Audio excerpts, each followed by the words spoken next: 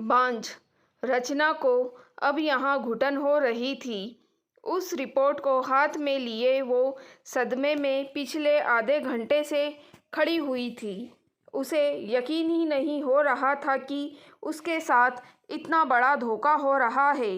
उसका पति मयंक उसके साथ इतना कुछ कर गया, उसे उसकी बिल्कुल उम्मीद नहीं थी। कहाँ तो वो दुनिया भर के ताने मयंक के प्यार में भुला देती थी, और कहाँ ये रिपोर्ट। मयंक का प्यार केवल छलावा भर था। क्या सच है, क्या झूठ, उसे अभी भी समझ में नहीं आ रहा था। पर इस बात को वो मयंक के मुंह से ही सुनना चाहती थी। लेकिन वो तो अपने परिवार वालों के साथ अपनी छोटी बहन सावी की सगाई में गया हुआ था, उसे अकेला यहाँ छोड़कर। क्योंकि अभी थोड़ी देर पहले काफ़ी हंगामा हुआ था।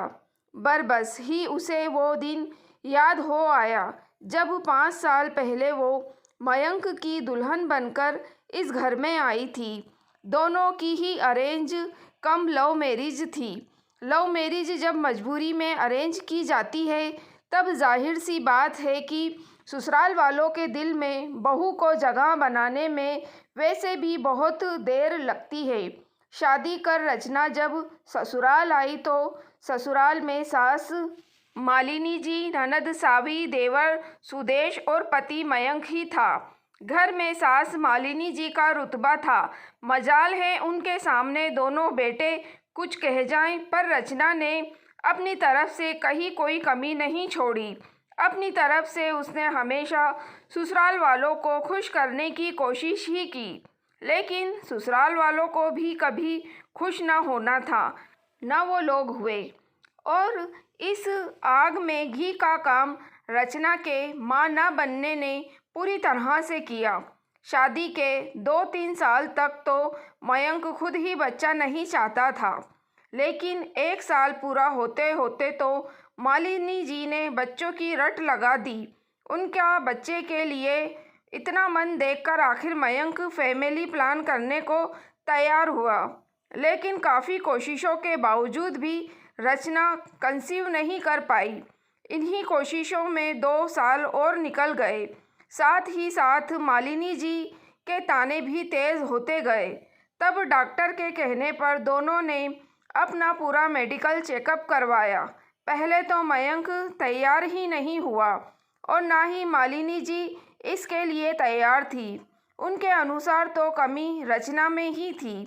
बड़ी मुश्किल से मयंक राज़ी हुआ था। लेकिन जब रिपोर्ट आई तो पता चला कि कमी रचना में ही थी। हालांकि रचना ने रिपोर्ट नहीं देखी थी, उसने तो बस मयंक की बातों पर विश्वास किया था। बस तब से मालिनी जी ने मयंक की दूसरी शादी की बात शुरू कर दी। हालांकि मयंक कभी भी इसके लिए तैयार नहीं हुआ।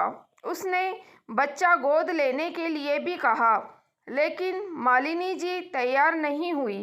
अब तो देवर सुदेश की भी शादी हो चुकी थी और देवरानी नेहा ने 2 महीने बाद ही खुशखबरी सुना दी। बस फिर क्या था, तानों का वार और तेज होता गया। एक दिन ऐसा नहीं जाता था जब मालिनी जी उसके दिल के टुकड़े टुकड़े ना कर देती। लेकिन हर बार मयंक उसके साथ खड़ा हो जाता। बस यही उसके लिए सुकून के पल होते थे। कुछ ही दिनों बाद मालिनी जी ने रचना का कमरा ऊपर वाले फ्लोर पर कर दिया था। साथ ही एक छोटी रसोई भी बनवा दी, यह कहकर कि वो रचना का साया नेहा पर नहीं पड़ने देगी। आज देवरानी का बेटा भी 1 साल का हो चुका है। लेकिन मजाल है कि मालिनी जी ने आज तक उस बच्चे को रचना को हाथ तक लगाने दिया हो। आज सावी की सगाई थी, खास ननद की सगाई थी। लेकिन ये बात उसे पड़ोस में से पता चली। सुबह जब सब लोग घर से निकलने की तैयारी कर रहे थे तो रचना वहाँ पहुँच गई और सबसे पहला सवाल मालिनी जी से ही किया, मम्मी जी, आपने बताया तक नहीं कि आज सावी की सगाई है। क्या मैं इस घर की सदस्य नहीं हूँ, मुझे जानने का हक नहीं है। लेकिन मालिनी जी ने रचना की तरफ देखने की जगह मयंक से सवाल किया। तूने बताया नहीं इसे? इतने में मयंक रचना के पास आया और उसे ऊपर ले जाते हुए बोला, रचना, अभी ये सब बातें छोड़ो, चलो ऊपर चलो। नहीं मयंक, ये गलत है। मुझे पड़ोसियों से पता चल रहा है कि सावी की सगाई है। मैं भी तो भाभी हूँ उसकी, ले जाना तो दूर की बात है। मैं ये बात जानूँ, क्या ये मेरा हक नहीं है? इतने में मालिनी जी गुस्सा होते हुए बोली, आज खुशी का दिन है और मैं चाहती हूँ कि मेरी बेटी की झोली आशीर्वाद से भरे। अपनी बेटी पर तेरा साया नहीं चाहती थी, इसलिए तुझे नहीं बताया। माँ, अब बस भी करो ना, मैं रचना को लेकर जा तो रहा हूँ, फिर क्यों बोले जा रही हो आप? मयंक का रचना का साथ देना मालिनी जी को अच्छा नहीं लगा। वो मयंक को सुनाते हुए बोली, हाँ, तू ही साथ दे इसका। एक बार मेरी बेटी की शादी हो जाने दे, उसके बाद तो इसका इस घर से हमेशा हमेशा के लिए किस्सा ही ख़त्म कर दूंगी। मैं तेरी दूसरी शादी करवा कर ही रहूंगी। पता नहीं तुझे क्यों झेल रहा है इस बांझ। बस करो माँ, एक शब्द भी नहीं बोलोगी आप? अचानक मयंक बोला तो मालिनी जी चुप हो गई। मयंक रचना का हाथ पकड़कर उसे ऊपर ले आ गया। रचना की आंखों से आंसू बहे जा रहे थे। मयंक उसे समझाते हुए बोला, बस इसलिए मैं तुम्हें नहीं बता रहा था। मैं जानता था कि तुम्हें दुख होगा, क्योंकि माँ तुम्हें ले जाने को तैयार नहीं होगी। देखो रचना, मेरी बात को समझो। बड़ा भाई होने के नाते मुझे तो जाना ही पड़ेगा, पर मैं तुम्हारा दिल नहीं तोड़ना चाहता था, इसलिए तुम्हें नहीं बताया। प्लीज़ मेरी बात को समझो। मयंक अपनी बात समझाते हुए बोला। खूब देर तक उसे चुप कराने की कोशिश करता रहा।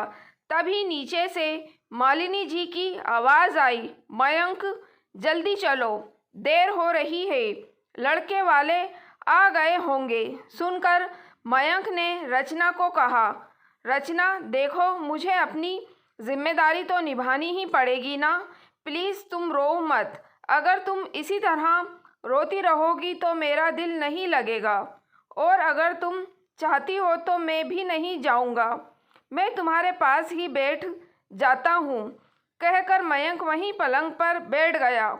उसे वहाँ ऐसा बैठे देखकर रचना के चेहरे पर मुस्कुराहट आ गई। वो अपने आंसू पोंछते हुए बोली, मैं भला कौन होती हूँ एक भाई को अपनी बहन की सगाई में जाने से रोकने वाली। मैं सावी के इतने खूबसूरत दिन को ख़राब नहीं करूँगी। तुम जाओ, मैं नहीं रो रही हूँ। कहते हुए रचना ने मयंक को वहाँ से विदा किया। मयंक को विदा करके काफ़ी देर तक रचना यूं ही चुपचाप बैठी रही। फिर पता नहीं क्या सोचकर अलमारी की सफाई करने लगी। उस अलमारी की सफाई जिसे मयंक कभी हाथ तक नहीं लगाने देता था। काफ़ी दिन से मयंक अलमारी की सफाई करने के लिए कह रहा था। सो रचना ने सोचा कि मयंक को तो वक्त मिल नहीं रहा है, इसलिए वो ही इसे साफ कर देगी। और अलमारी की सफाई करते समय ये रिपोर्ट वाली फाइल उसके हाथ लगी। बस तब से रचना यूं ही शौक होकर बैठी हुई है। कुछ सोचकर रचना उठी और घर को लॉक कर बाहर निकल गई। कुछ देर बाद सब लोग घर पर आ गए। तब तक रचना भी घर आ गई। जब रचना वापस घर आई तो मयंक ने उसको देखकर कहा, रचना कहाँ गई थी? तुम उसे देखकर रचना को बात करने की इच्छा नहीं हो रही थी, पर फिर भी बोली, डॉक्टर के पास गई थी, मन कुछ खराब हो रहा था। क्या कहा डॉक्टर ने? मयंक ने फिक्र जताते हुए कहा। डॉक्टर ने कहा है कि मैं माँ बन सकती हूँ, मुझ में कोई कमी नहीं है, इसलिए आते समय रास्ते से मिठाई लेकर आई हूँ। कहते हुए रचना मिठाई का डब्बा लेकर मयंक के पास आई और उसे खोलकर मयंक का मुंह मीठा कराने लगी। पर मयंक ने उसका हाथ रोकते हुए कहा, पर रचना, वो पिछली मेडिकल रिपोर्ट तो। अरे हाँ, वो मेडिकल रिपोर्ट, उस रिपोर्ट में तो कहीं नहीं लिखा था कि मैं माँ नहीं बन सकती है ना मयंक? रचना ने प्रश्न भरी नज़रों से मयंक की तरफ देखा। तब तक मालिनी जी बोली, अब चाहे तू कुछ भी तमाशा कर ले, तू इस घर में नहीं रहेगी। अब तो मैं अपने बेटे की दूसरी शादी करके ही रहूँगी। तेरे जैसी बांझ को तो इस घर में मैं बिल्कुल ना रहने दूँ। बांझ, आज ये शब्द चुभ नहीं रहा है मुझे। जानते हो क्यों मयंक? क्योंकि आज तुम्हारी रिपोर्ट मेरे हाथ में आई है। ये शब्द, बांझ शब्द, तो उस धोखे से बहुत छोटा है जो तुम मेरे साथ कर रहे थे। तुम्हारी माँ मुझ पर तानों के वार पर वार किए जा रही थी और तुम चुपचाप सुने जा रहे थे। मुझे लगा कि तुम मेरा साथ दे रहे हो, तुम मुझे अकेला कभी नहीं छोड़ोगे, लेकिन सबसे पहले अकेला तो तुमने छोड़ा है मुझे। बस अब और नहीं। रचना, मुझे माफ़ कर दो। मुझसे हिम्मत ही नहीं हुई कि मैं सबके सामने सच्चाई। मयंक कहते कहते चुप हो गया। तू क्यों उससे माफ़ी मांग रहा है? इसके जैसी बहुत आएंगी। जाने दे इसे। तेरे लिए मैं एक से बढ़कर एक रिश्ते लेकर आऊँगी।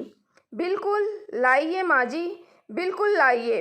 अपने बेटे की दूसरी शादी करवाइए, पर उससे भी कुछ नहीं होने वाला, क्योंकि आपका बेटा ही पिता नहीं बन सकता। रचना की बात सुनकर मालिनी जी ने मयंक की तरफ देखा। मयंक गर्दन झुकाए खड़ा हुआ था। मालिनी जी को समझते देर नहीं लगी कि आखिर मयंक किस बात की माफ़ी रचना से मांग रहा है। ये देखकर वो अपनी बात पलटते हुए बोली, बहू ठीक है, मयंक से गलती हो गई। अब तू क्या बात पकड़कर बैठी हुई है?